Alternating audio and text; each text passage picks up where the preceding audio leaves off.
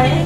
3-4 दिवस वर्कशॉप म्हणजे खूप छान वाटलं. आता असं वाटतं की हा हे वर्कशॉप परत चालू राहावं आणि परत नवीन काहीतरी शिकायला मिळावं.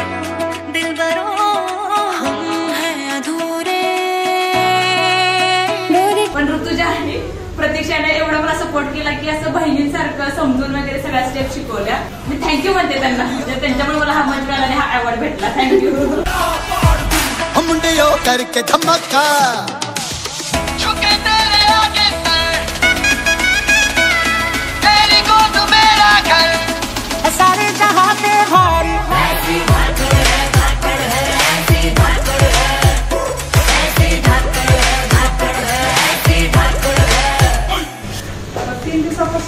जे गाणं जे चालू केलंय ते रोजचा दिवस कसा संपतो अजिबात कळत नाही की मला डान्सचे स्टेप्स काही येत नव्हते, पण त्यांनी इतक्या छान इझीपणे आणि सिम्पल स्टेप्स.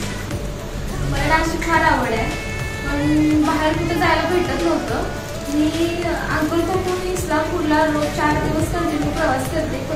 मला कोरिओग्राफर पण चांगले भेटले.